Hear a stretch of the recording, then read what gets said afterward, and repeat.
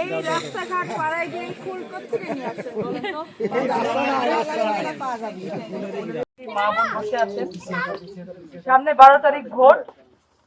আপনারা জানেন যে এবারের ভোটটা একটু ডিফারেন্ট, বেশ কঠিন একটি ভোট, কারণ আমরা এই ভোটটা করছি হচ্ছে বাংলাদেশ গড়ার জন্য। আমরা প্রস্তুতি নিচ্ছি, তো সেই প্রস্তুতির জন্য কাজ যেগুলো করতেছি সেগুলোও কঠিন। আল্লাহ দিলে যদি আল্লাহ আমাদের দিকে মুখ তুলে তাকান, তাহলে যে কাজগুলো করতে হবে সেগুলো অনেক কঠিন।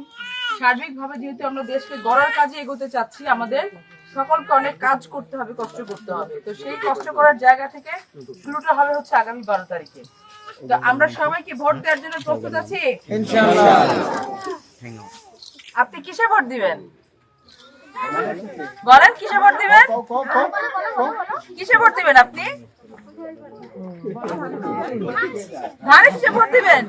ঠিক আছে, আমরা যখন ভোটার হব তখন ধানের শীষে ভোট দিব ইনশাআল্লাহ। ঠিক আছে, আপাতত আমরা ভোট না দিই, কিছুদিন পরে দিব। এগুলো ভবিষ্যৎ ভোটার আমার। আগামী 12 তারিখ সবাই মিলে আমরা ভোরবেলা ধানের শীষে ভোট দিতে যাব।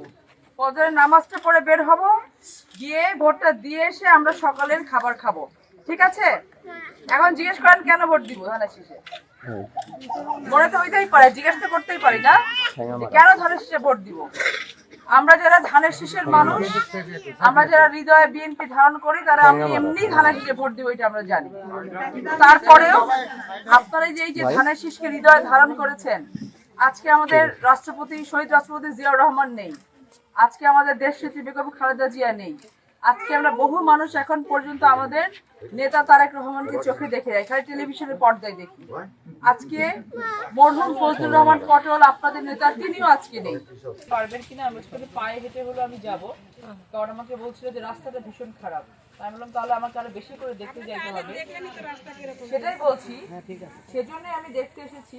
আমি আজকে আপনাদেরকে কথা দিয়ে গেলাম, এটাতে আমাদের যে সন্তানরা স্কুলে যাওয়া আসা, বর্ষাকালে তো নড়াচড়া করারই করতে পারে না।